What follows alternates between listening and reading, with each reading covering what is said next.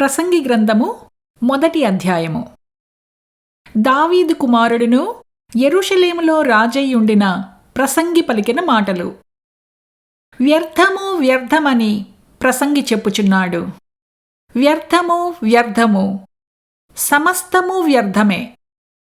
సూర్యుని క్రింద నరులు పడుచుండు పాటు అంతటి వలన వారికి కలుగుచున్న లాభమేమి? తరము వెంబడి తరము గతించిపోవుచున్నది, భూమి ఒక్కటే ఎల్లప్పుడూ నిలుచున్నది.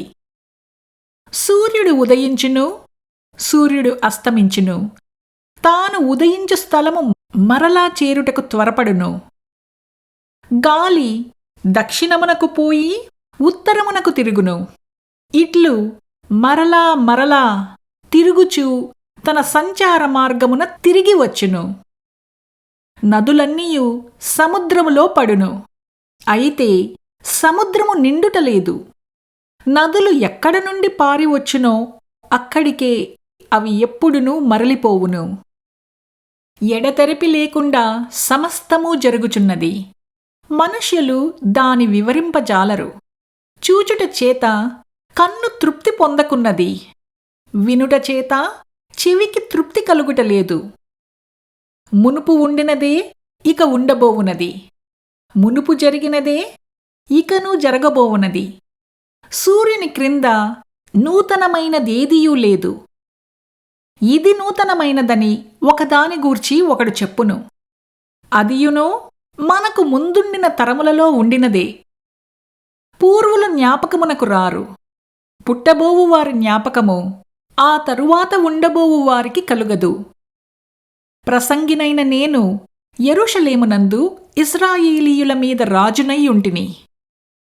ఆకాశము క్రింద జరుగునది అంతటినీ జ్ఞానము చేత విచారించి గ్రహించుటకై నా మనస్సు నిలిపితిని. వారు దీనిచేత అభ్యాసము నొందవలెనని దేవుడు మానవులకు ఏర్పాటు చేసిన ప్రయాసము బహు కఠినమైనది.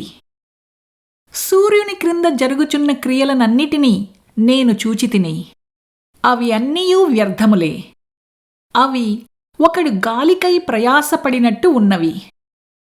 వంకరగా ఉన్న దానిని చక్కపరచ శక్యము కాదు, లోపము గలది లెక్కకు రాదు. యెరూషలేమునందు నాకు ముందున్న వారందరికంటెనూ నేను చాలా ఎక్కువగా జ్ఞానము సంపాదించితిననియూ, జ్ఞానమును విద్యను నేను పూర్ణముగా అభ్యసించితిననియూ నా మనస్సులో నేననుకుంటిని. నా మనస్సు నిలిపి జ్ఞానాభ్యాసమును వెర్రితనమును మతిహీనతను తెలుసుకొనుటకు ప్రయత్నించితిని. అయితే ఇదియూ గాలికై ప్రయాసపడుటయే అని తెలుసుకొంటిని.